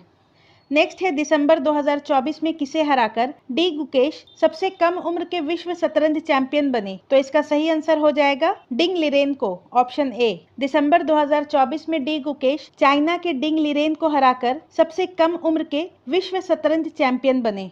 नेक्स्ट है, भारत के शुभांशु शुक्ला के साथ किन अन्य देशों के अंतरिक्ष यात्री 2025 में अंतर्राष्ट्रीय अंतरिक्ष स्टेशन जाने वाले एक्सियोम 4 मिशन का हिस्सा थे? एक्सियोम 4 मिशन में 4 अंतरिक्ष यात्री अंतर्राष्ट्रीय अंतरिक्ष स्टेशन पर गए थे, जिसमें भारत से शुभांशु शुक्ला, संयुक्त राज्य अमेरिका से कमांडर पेगी विटसन, पोलैंड से सलावोज उजानस्की थे और हंगरी से टिबोर कापू थे। तो इसका सही आंसर हो जाएगा ऑप्शन ए, 1, 3 और 4 सही है। एक्सियोम 4 मिशन में भारत, अमेरिका, पोलैंड और हंगरी के अंतरिक्ष यात्री अंतर्राष्ट्रीय अंतरिक्ष स्टेशन पर गए थे। नेक्स्ट है, इसरो के पहले सौर मिशन का नाम क्या है? तो इसरो के पहले सौर मिशन का नाम आदित्य L1 है। ऑप्शन डी इसका सही आंसर हो जाएगा और इसे 2 सितंबर 2023 को PSLV C57 रॉकेट के द्वारा लॉन्च किया गया था। नेक्स्ट है, 19वां नाम शिखर सम्मेलन कहाँ आयोजित किया गया? तो 19वां नाम शिखर सम्मेलन युगांडा की राजधानी कंपाला में आयोजित किया गया था और 19वें नाम शिखर सम्मेलन का विषय साझा वैश्विक समृद्धि के लिए सहयोग को गहरा करना था। नेक्स्ट है, किस देश ने फिलिस्तीन में इजराइल की कार्रवाई के खिलाफ अंतर्राष्ट्रीय न्यायालय यानी कि ICJ में मामला दायर किया और इसे नरसंहार बताया? तो इसका सही आंसर हो जाएगा ऑप्शन बी, दक्षिण अफ्रीका। दक्षिण अफ्रीका ने फिलिस्तीन में इजराइल की कार्रवाई के खिलाफ अंतर्राष्ट्रीय न्यायालय में मामला दायर किया और इसे नरसंहार बताया। नेक्स्ट है, यहाँ पर सूची 1 को सूची 2 से सुमेलित करना है। एक तरफ है भारत का निकासी अभियान और दूसरे तरफ है संबद्ध देश। ऑपरेशन गंगा यूक्रेन से भारतीय नागरिकों की निकासी के लिए चलाया गया था। ऑपरेशन कावेरी सूडान के लिए, ऑपरेशन अजय इजराइल के लिए और ऑपरेशन देवी शक्ति ये अफगानिस्तान से भारतीयों के निकासी के लिए चलाया गया अभियान था। तो इसका सही आंसर हो जाएगा ऑप्शन ए, ऑपरेशन गंगा का संबंध यूक्रेन से है, ऑपरेशन कावेरी का संबंध सूडान से है, ऑपरेशन अजय का संबंध इजराइल से है और ऑपरेशन देवी शक्ति का संबंध अफगानिस्तान से है। नेक्स्ट है, किस कंपनी ने भारत की आकाश तीर वायु रक्षा प्रणाली विकसित की है? तो इसका सही आंसर हो जाएगा Bharat electronics limited. Option D, Bharat electronics limited यानी के बेल ने भारत की आकाश तीर वायु रक्षा प्रणाली विकसित की है। नेक्स्ट है, कृत्रिम बुद्धिमत्ता यानी कि आर्टिफिशियल इंटेलिजेंस का जनक किसे माना जाता है? तो आर्टिफिशियल इंटेलिजेंस का जनक जॉन मैकार्थी को माना जाता है। ऑप्शन ए इसका सही आंसर हो जाएगा। आर्टिफिशियल इंटेलिजेंस का जनक जॉन मैकार्थी को माना जाता है। नेक्स्ट है फ्रेंच ओपन 2025 प्रतियोगिता में महिला एकल की विजेता कौन थी? तो फ्रेंच ओपन 2025 की प्रतियोगिता में महिला एकल की विजेता कोको गफ थी। ऑप्शन बी इसका सही आंसर हो जाएगा और इन्होंने एरिना सबलेंका को हराया था। फ्रेंच ओपन 2025 प्रतियोगिता की महिला एकल की विजेता कोको गफ थी और इन्होंने एरिना सबलेंका को हराया था और कोको गफ अमेरिकन टेनिस खिलाड़ी हैं। वहीं फ्रेंच ओपन 2025 का पुरुष एकल का खिताब कार्लोस अल्कराज ने जीता है और इन्होंने जैनिक सिनर को हराया था। नेक्स्ट है 2024 में नाइजर के साथ साथ किन अन्य देशों ने पश्चिमी अफ्रीकी राज्यों के आर्थिक समुदाय यानी कि इकोवास से अपनी वापसी की घोषणा की? तो वर्ष 2024 में नाइजर के साथ माली और बुर्किना फासो ने इकोवास से अपनी वापसी की घोषणा की। तो इसका सही आंसर ऑप्शन ए हो जाएगा। 3 और 4 सही है, यहाँ पर सही उत्तर चुनना है। और इकोवास एक 15 पश्चिमी अफ्रीकी देशों का एक क्षेत्रीय समूह है जिसकी स्थापना 1975 में लागोस की संधि पर हस्ताक्षर के साथ हुई थी।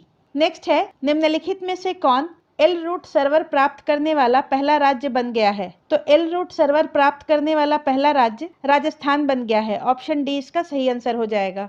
राजस्थान सरकार द्वारा ई गवर्नेंस को बढ़ावा देने की पहल के रूप में भामाशाह स्टेट डेटा सेंटर में एल रूट सर्वर स्थापित किया गया है और ये टॉपिक लगभग 2-2.5 साल पुराना है। नेक्स्ट है बिहार पर्यटन नीति 2023 के अंतर्गत 50 करोड़ रुपए से अधिक निवेश करने के लिए दी जाने वाली अधिकतम पूंजी सब्सिडी प्रतिशत क्या है? तो बिहार पर्यटन नीति 2023 के अंतर्गत 10 करोड़ रुपए तक के निवेश के लिए 30% पूंजी की सब्सिडी दी जाएगी। 50 करोड़ रुपए के निवेश के लिए 25% और 50 करोड़ रुपए से अधिक निवेश के लिए 25% और अधिकतम 25 करोड़ रुपया सब्सिडी के रूप में दी जाएगी। तो इसका सही आंसर ऑप्शन ए हो जाएगा 25%। क्वेश्चन नंबर 11 में करंट अफेयर का क्वेश्चन है, विश्व शतरंज चैंपियनशिप 2024 का फाइनल किनके मध्य खेला गया?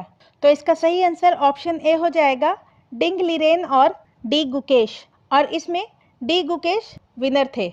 नेक्स्ट है 2025 में पहली बार यूनाइटेड किंगडम में कौन सा अंतर्राष्ट्रीय खेल आयोजन किया गया था जिसमें भारत और अन्य देशों की टीमों ने भाग लिया था? 2025 में पहली बार यूके में कबड्डी विश्व कप का आयोजन किया गया था। ऑप्शन बी इसका सही आंसर हो जाएगा और कबड्डी विश्व कप 2025 के फाइनल में भारतीय पुरुष और महिला दोनों टीमों ने इंग्लैंड को हराकर यह खिताब जीता था।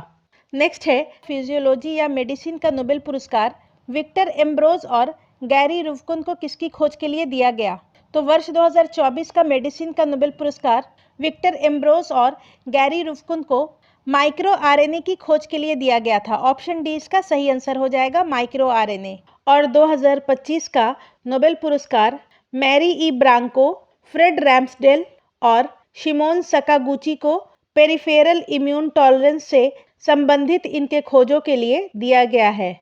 नेक्स्ट है अगस्त 2024 में दुनिया का सबसे बड़ा अपतटीय पवन फार्म का उद्घाटन किस देश में किया गया? अगस्त 2024 में दुनिया के सबसे बड़े अपतटीय पवन फार्म का उद्घाटन ताइवान में किया गया था। नेक्स्ट है मार्च 2025 में नासा के एस्ट्रोनॉट बुच विल्मोर एवं सुनीता विलियम्स की पृथ्वी पर वापसी स्पेस एक्स के किस स्पेसक्राफ्ट पर हुई? तो इसका सही आंसर हो जाएगा ड्रैगन कैप्सूल। नासा के अंतरिक्ष यात्री बुच विल्मोर और सुनीता विलियम्स मार्च 2025 में स्पेस एक्स के ड्रैगन कैप्सूल में पृथ्वी पर लौटे।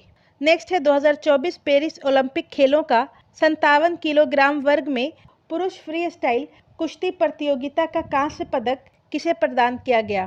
तो 2024 पेरिस ओलंपिक खेलों में 57 किलोग्राम वर्ग में पुरुष फ्री स्टाइल कुश्ती प्रतियोगिता का कांस्य पदक अमन सहरावत को दिया गया था। ऑप्शन डी इसका सही आंसर हो जाएगा। नेक्स्ट है भारत के प्रथम मानव युक्त डीप ओशन मिशन का नाम क्या है? तो भारत के प्रथम मानव युक्त डीप ओशन मिशन का नाम समुद्रयान है। ऑप्शन बी इसका सही आंसर हो जाएगा। नेक्स्ट है 2026 के राष्ट्रमंडल खेलों का आयोजन किस शहर में होगा? तो इसका आयोजन ग्लासगो में होगा। ऑप्शन ए इसका सही आंसर हो जाएगा। 2026 के राष्ट्रमंडल खेलों का आयोजन ग्लासगो में होगा। नेक्स्ट है वर्ष 2025 में विज्ञान एवं इंजीनियरिंग के क्षेत्र में पद्म भूषण से सम्मानित विनोद धाम को किसके विकास में उनकी भूमिका के लिए जाना जाता है? तो इसका सही आंसर हो जाएगा पेंटियम चिप। वर्ष 2025 में विज्ञान एवं इंजीनियरिंग के क्षेत्र में पद्म भूषण से सम्मानित विनोद धाम को पेंटियम चिप के विकास में उनकी भूमिका के लिए जाना जाता है। नेक्स्ट है भारत के चंद्रयान 3 ने चंद्रमा पर सॉफ्ट लैंडिंग करी, जिससे भारत ऐसा करने वाला चौथा देश बन गया है, चतुर्थ देश बना। 23 अगस्त 2023 को चंद्रयान 3 की सफल लैंडिंग के साथ भारत चंद्रमा के दक्षिणी ध्रुव पर उतरने वाला पहला देश तथा चंद्रमा पर सॉफ्ट लैंडिंग करने वाला चौथा देश बन गया था। और भारत से पहले चंद्रमा पर सॉफ्ट लैंडिंग करने वाले देश हैं यूएसए, रूस और चीन। नेक्स्ट है लोकसभा चुनाव 2024 कितने चरणों में संपन्न करवाए गए?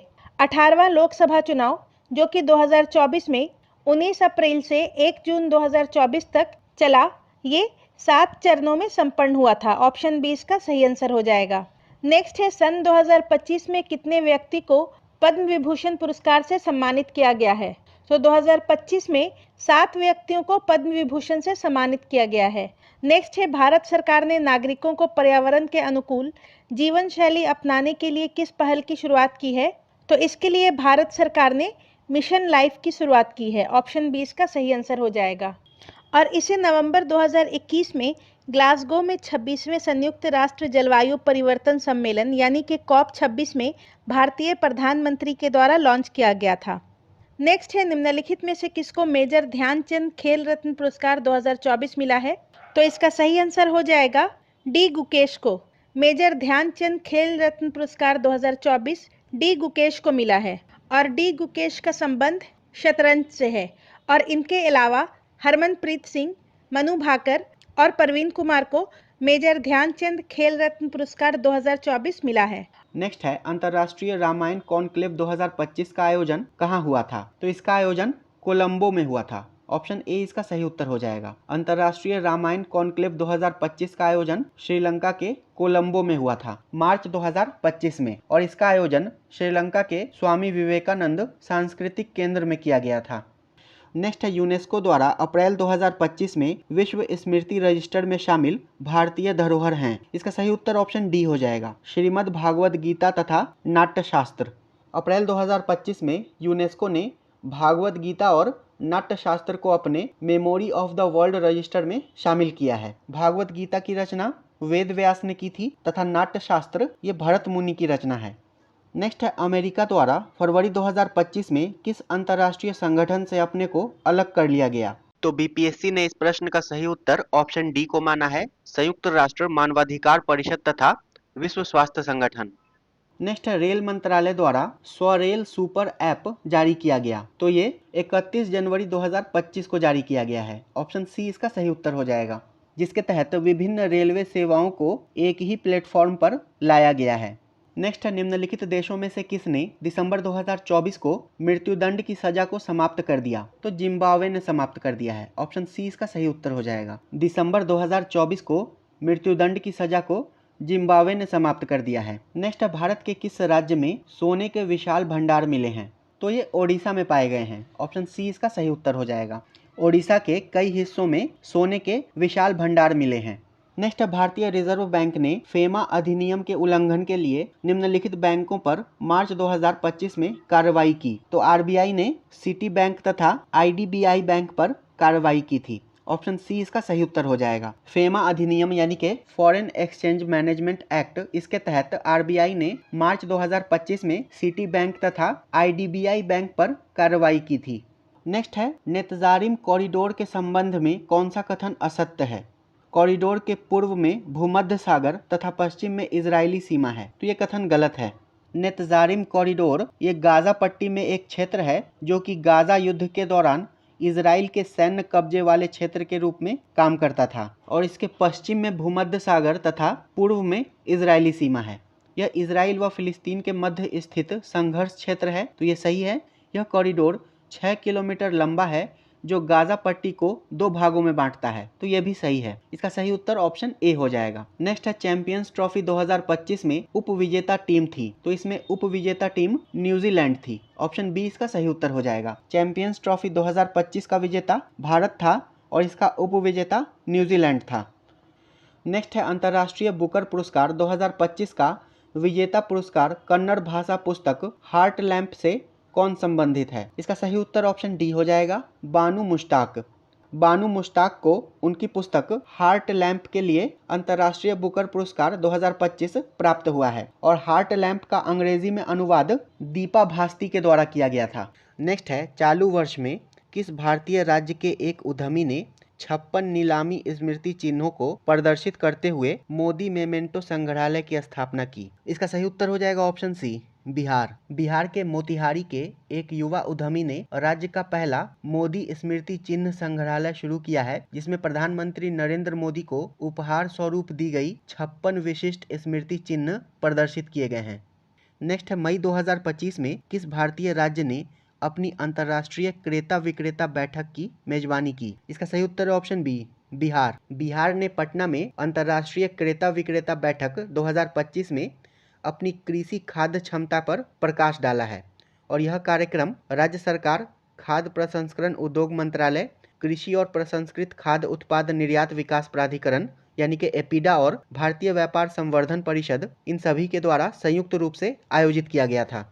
नेक्स्ट है वित्तीय वर्ष 2024-25 में प्रधानमंत्री सूक्ष्म खाद्य प्रसंस्करण उद्यम औपचारिकीकरण योजना के कार्यान्वयन में कौन सा राज्य शीर्ष पर रहा? तो इसमें बिहार शीर्ष पर रहा है। नेक्स्ट है मई 2025 में बिहार के नालंदा विश्वविद्यालय में कुलपति का पद संभालने वाले श्री सचिन चतुर्वेदी किस क्षेत्र के विशेषज्ञ हैं? इसका सही उत्तर है ऑप्शन बी, अर्थशास्त्र। मई 2025 में बिहार के नालंदा विश्वविद्यालय के कुलपति श्री सचिन चतुर्वेदी ये अर्थशास्त्र के विशेषज्ञ हैं। नेक्स्ट, हाल ही में किस राज्य सरकार ने हीट वेव्स, सन स्ट्रोक्स और सन बर्न्स को राज्य असामान्य आपदा घोषित किया है? इसका सही उत्तर है ऑप्शन डी, तेलंगाना राज्य सरकार ने। अप्रैल 2025 में तेलंगाना राज्य सरकार ने हीट वेव्स, सन स्ट्रोक्स और सन बर्न्स को राज्य असामान्य आपदा घोषित किया है तथा इससे पहले तमिलनाडु राज्य ने भी हीट वेव को राज्य विशिष्ट आपदा घोषित किया था। नेक्स्ट है वर्ष 2025 में किस वित्तीय संस्थान ने अपनी स्थापना का 90वां वर्ष मनाया? इसका सही उत्तर है option B, Reserve Bank of India ने। और रिजर्व बैंक ऑफ इंडिया की स्थापना 1 अप्रैल 1935 में हुई थी तथा भारत की राष्ट्रपति द्रौपदी मुर्मू ने आरबीआई की 90वीं वर्षगांठ के उपलक्ष्य में राष्ट्रीय प्रदर्शन कला केंद्र NCPA मुंबई में एक विशेष डाक टिकट जारी किया है। नेक्स्ट है 28 मार्च 2025 को आए भूकंप के कारण म्यांमार को सहायता प्रदान करने के लिए भारत सरकार के द्वारा कौन सा ऑपरेशन शुरू किया गया था? इसका सही उत्तर option A, operation Brahma. Bharat सरकार के द्वारा 28 मार्च 2025 को म्यांमार में आए भूकंप के कारण ऑपरेशन ब्रह्मा शुरू किया गया था। नेक्स्ट है किस देश ने 22 से 28 मार्च 2025 तक तीसरे मध्य एशियाई युवा प्रतिनिधि मंडल की मेजबानी की? इसका सही उत्तर है ऑप्शन बी, भारत ने। 22 से 28 मार्च 2025 तक तीसरे मध्य एशियाई युवा प्रतिनिधि मंडल की मेजबानी भारत के द्वारा की गई है तथा इस पहल का उद्देश्य युवा सहयोग, सांस्कृतिक आदान प्रदान को बढ़ावा देना और भारत तथा मध्य एशियाई देशों कजाकिस्तान, किर्गिस्तान, ताजिकिस्तान, तुर्कमेनिस्तान और उज्बेकिस्तान के बीच राजनयिक संबंधों को मजबूत करना है। नेक्स्ट है श्री ज्योतिरादित्य सिंधिया ने मार्च माह में आयोजित मोबाइल वर्ल्ड कांग्रेस 2025 में भारत का प्रतिनिधित्व किया। तो मोबाइल वर्ल्ड कांग्रेस 2025 का आयोजन बार्सिलोना में किया गया था। इसका सही उत्तर ऑप्शन ए हो जाएगा, स्पेन के बार्सिलोना में। नेक्स्ट है भारत और जापान के बीच पर्यटन सहयोग पर संयुक्त कार्य समूह की चौथी बैठक 8 अप्रैल 2025 को हुई। यह कहां आयोजित की गई थी? इसका सही उत्तर है ऑप्शन ए, नई दिल्ली में। भारत और जापान के बीच पर्यटन सहयोग पर संयुक्त कार्य समूह की चौथी बैठक 8 अप्रैल 2025 को नई दिल्ली में आयोजित की गई थी। नेक्स्ट है भगवान महावीर के जन्म के सम्मान में 9 अप्रैल 2025 को मनाए गए नवकार महामंत्र दिवस का उद्घाटन किसके द्वारा किया गया था? तो इसका उद्घाटन प्रधानमंत्री नरेंद्र मोदी के द्वारा किया गया था। भगवान महावीर के जन्म के सम्मान में 9 अप्रैल 2025 को नवकार महामंत्र दिवस का उद्घाटन प्रधानमंत्री नरेंद्र मोदी के द्वारा किया गया था। नेक्स्ट, हाल ही में किस बॉलीवुड अभिनेता को केंद्रीय खेल मंत्री मनसुख मंडाविया ने फिट इंडिया आइकन के रूप में सम्मानित किया है? इसका सही उत्तर है ऑप्शन डी, आयुष्मान खुराना। बॉलीवुड अभिनेता आयुष्मान खुराना को केंद्रीय खेल मंत्री मनसुख मंडाविया ने फिट इंडिया आइकन के रूप में सम्मानित किया है। नेक्स्ट है, इस वर्ष हैदराबाद में आयोजित प्रतियोगिता के 72वें संस्करण में मिस वर्ल्ड 2025 का ताज किसे पहनाया गया? इसका सही उत्तर है ऑप्शन सी, ओपल सुचाता चुआंगश्री को। हैदराबाद में आयोजित प्रतियोगिता के 72वें संस्करण में मिस वर्ल्ड 2025 का ताज ओपल सुचाता चुआंगश्री को पहनाया गया है और इनका संबंध थाईलैंड से है। नेक्स्ट है, खेलो इंडिया यूथ गेम्स 2025 में बिहार ने कितने पदक जीते हैं? तो इसमें बिहार ने कुल 36 पदक जीते हैं। खेलो इंडिया यूथ गेम्स 2025 में बिहार ने कुल 36 पदक जीते हैं, जिसमें 7 स्वर्ण, 11 रजत और 18 कांस्य पदक शामिल है तथा इस प्रतियोगिता में बिहार का स्थान 15वां था और इसमें पहले स्थान पर महाराष्ट्र है। नेक्स्ट, हाल ही में कौशल विकास एवं उद्यमिता मंत्रालय ने किसके साथ मिलकर महिलाओं के लिए AI कैरियर शुरू किया है? इसका सही उत्तर है ऑप्शन डी, माइक्रोसॉफ्ट। हाल ही में कौशल विकास एवं उद्यमिता मंत्रालय ने माइक्रोसॉफ्ट के साथ मिलकर महिलाओं के लिए AI कैरियर शुरू किया है। नेक्स्ट है, यहाँ पर कथन और कारण दिया गया है। कथन है, प्रधानमंत्री किसान सम्मान निधि एक केंद्रीय क्षेत्र की योजना है जिसका 100% वित्त पोषण भारत सरकार के द्वारा किया जाता है। तो ये सही है। और कारण है, इस योजना के तहत सभी भूमि धारक किसान परिवारों को 3 समान किस्तों में प्रति वर्ष 6,000 रुपए की आय सहायता प्रदान की जाती है। तो ये भी सही है। इसका सही उत्तर ऑप्शन ए हो जाएगा। ए तथा आर दोनों सही हैं और आर ए का सही स्पष्टीकरण है। यहाँ पर मिलान करना है, एक तरफ सरकारी योजनाएं हैं और दूसरी तरफ उसके शुरू होने की तारीख है। प्रधानमंत्री जनधन योजना, इसकी शुरुआत 28 अगस्त 2014 को हुई थी। सुकन्या समृद्धि योजना, इसकी शुरुआत 22 जनवरी 2015 को हुई थी। तो यहाँ पर 21 जनवरी 2015 दिया गया है। नेक्स्ट है, प्रधानमंत्री मुद्रा योजना, इसकी शुरुआत 8 अप्रैल 2015 को हुई थी तथा स्टैंड अप इंडिया योजना, इसकी शुरुआत 5 अप्रैल 2016 को हुई थी। फाइनल आंसर की में आयोग ने इस प्रश्न का सही उत्तर ऑप्शन डी को माना है, उपर्युक्त में से कोई नहीं। नेक्स्ट है, विश्व में सीमेंट उत्पादन में भारत का स्थान क्या है? तो आर्थिक समीक्षा 2024-25 के अनुसार सीमेंट उत्पादन में भारत का स्थान विश्व में दूसरा है। ऑप्शन सी इसका सही उत्तर हो जाएगा। पहला प्रश्न है, निम्नलिखित में से किस राज्य सरकार ने स्कूलों में नामांकन के लिए परमानेंट एजुकेशन नंबर यानी कि PEN को अनिवार्य कर दिया है? तो इसे बिहार राज्य सरकार ने अनिवार्य कर दिया है। ऑप्शन ए इसका सही उत्तर हो जाएगा। नेक्स्ट है, फरवरी 2025 में गूगल कंपनी ने भारत के बेंगलोर शहर में अपना सबसे बड़ा कैंपस किस नाम से खोला है? तो इस कैंपस का नाम है अनंत। ऑप्शन डी इसका सही उत्तर हो जाएगा। गूगल ने बेंगलोर शहर में अपना सबसे बड़ा कैंपस खोला है जिसका नाम अनंत है और इसमें 5,000 कर्मचारियों के बैठने की क्षमता है।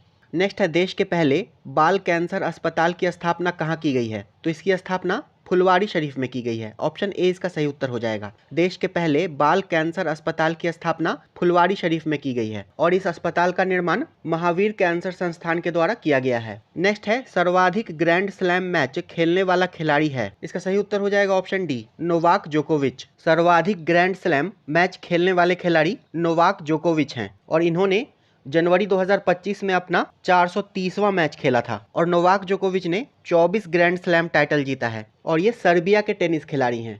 नेक्स्ट है, बिहार के लिए कला के क्षेत्र में 2025 के श्रीमती शारदा सिन्हा मरणोपरांत को किस पुरस्कार से सम्मानित किया गया?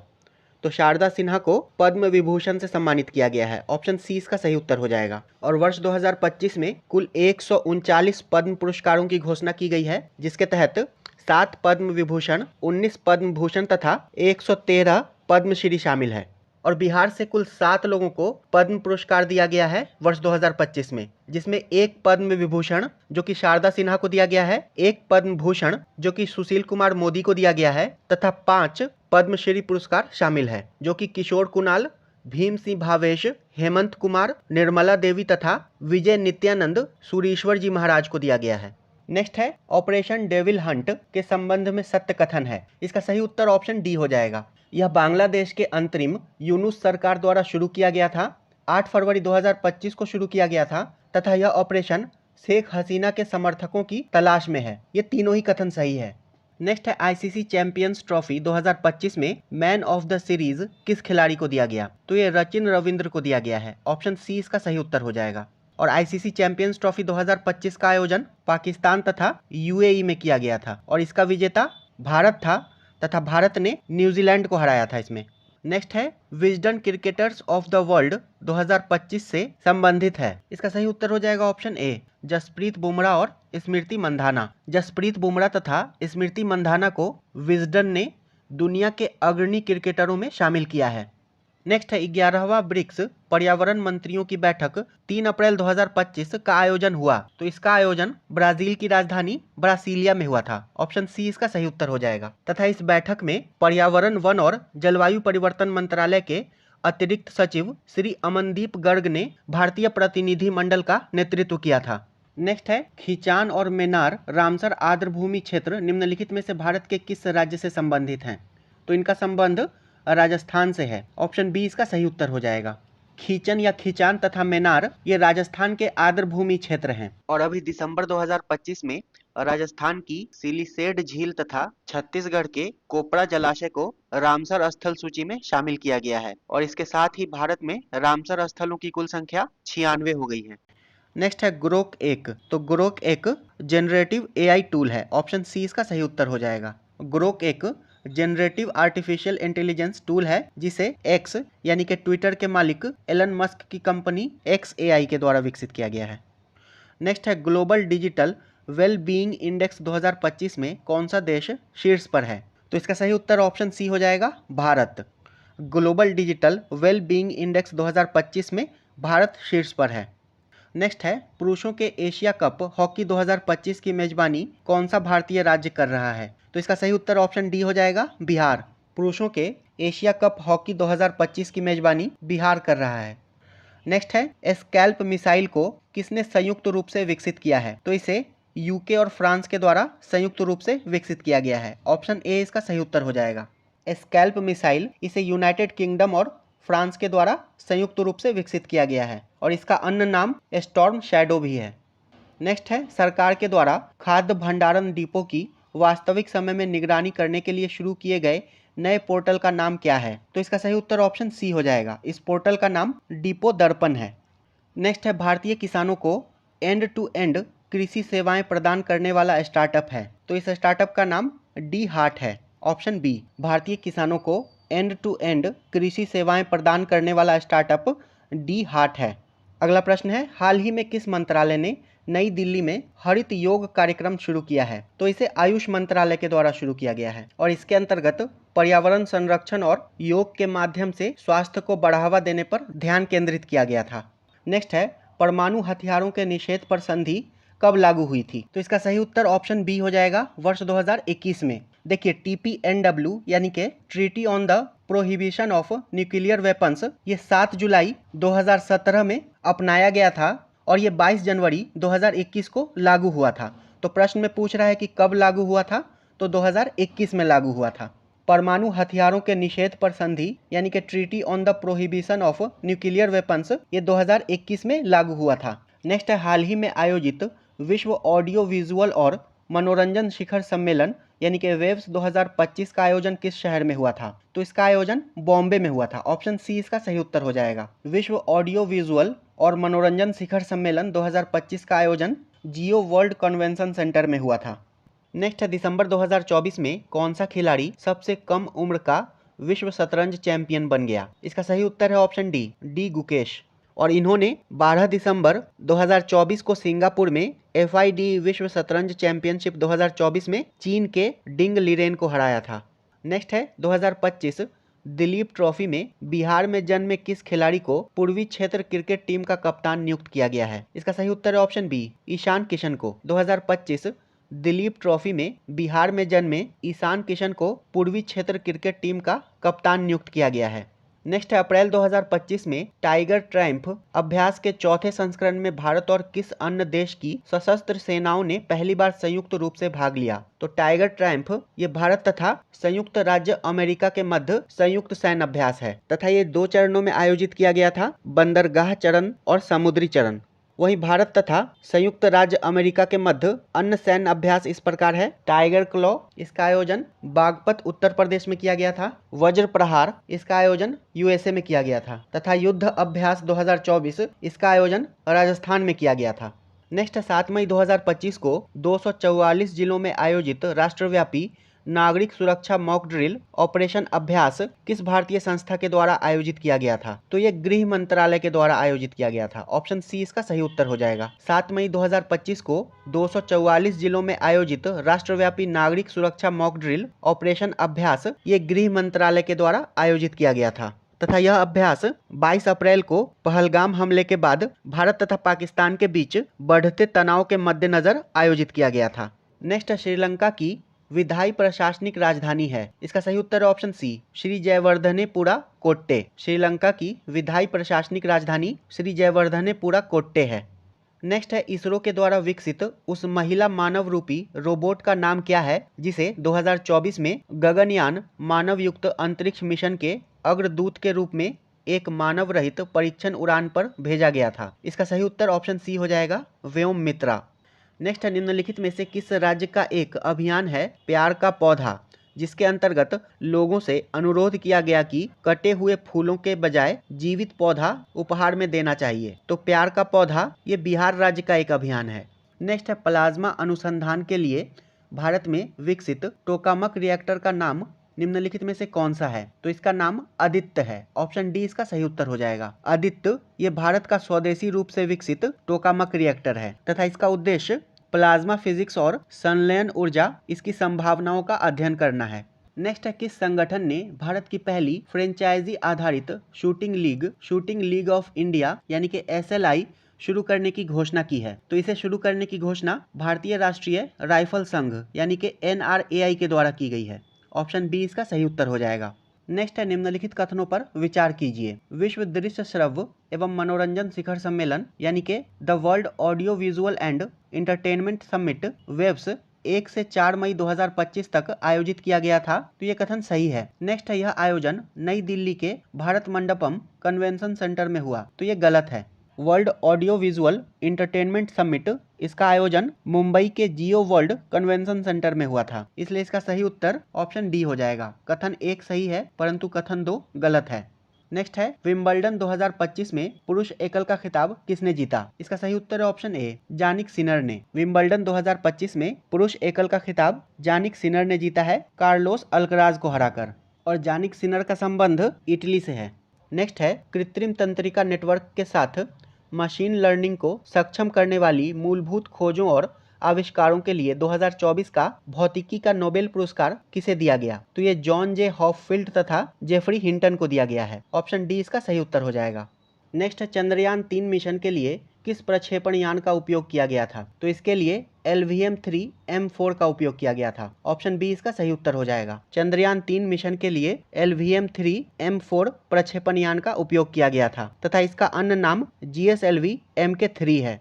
नेक्स्ट है, 21 जून 2025 को 11वें अंतर्राष्ट्रीय योग दिवस में कितने देशों ने भाग लिया था? तो इसमें 191 देशों ने भाग लिया था। ऑप्शन डी इसका सही उत्तर हो जाएगा। 11वां अंतर्राष्ट्रीय योग दिवस 2025 इसमें 191 देशों ने भाग लिया था और 2025 में इसकी थीम थी yoga for one earth one health. Next है, भारत का पहला राष्ट्रीय अंतरिक्ष दिवस 23 अगस्त 2024 को किस ऐतिहासिक उपलब्धि के उपलक्ष्य में मनाया गया? इसका सही उत्तर ऑप्शन सी हो जाएगा, चंद्रयान 3 का चंद्रमा पर सफल लैंडिंग।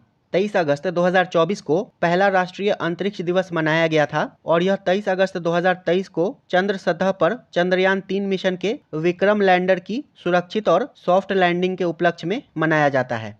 नेक्स्ट है, फरवरी 2025 में प्रधानमंत्री मोदी ने फ्रांस के राष्ट्रपति के साथ किस शिखर सम्मेलन की सह अध्यक्षता की? इसका सही उत्तर ऑप्शन बी हो जाएगा, AI एक्शन शिखर सम्मेलन। प्रधानमंत्री नरेंद्र मोदी ने पेरिस में AI एक्शन शिखर सम्मेलन की सह अध्यक्षता फ्रांस के राष्ट्रपति इमैनुअल मैक्रोन के साथ की है। नेक्स्ट है, 14 मई 2025 को भारत के 52वें मुख्य न्यायाधीश के रूप में किसने पदभार ग्रहण किया? इसका सही उत्तर ऑप्शन डी हो जाएगा, न्यायमूर्ति भूषण रामकृष्ण गवई। और वर्तमान में भारत के 53वें मुख्य न्यायाधीश जस्टिस सूर्यकांत हैं और इन्होंने 52वें मुख्य न्यायाधीश BR गवई का स्थान लिया है। नेक्स्ट है, भारत के किस सांस्कृतिक उत्सव को 2021 में यूनेस्को की मानवता की अमूर्त सांस्कृतिक विरासत की प्रतिनिधि सूची में जोड़ा गया था? तो दुर्गा पूजा को जोड़ा गया था। ऑप्शन सी इसका सही उत्तर हो जाएगा। और अभी हाल ही में दिसंबर 2025 में यूनेस्को की अमूर्त सांस्कृतिक विरासत सूची में भारत के त्योहार दीपावली को शामिल किया गया है। अगर वीडियो पसंद आया हो तो इसे लाइक कर दीजिएगा और ये वीडियो आपको कैसा लगा कमेंट करके ज़रूर बताइएगा। वीडियो अंत तक देखने के लिए आपका धन्यवाद।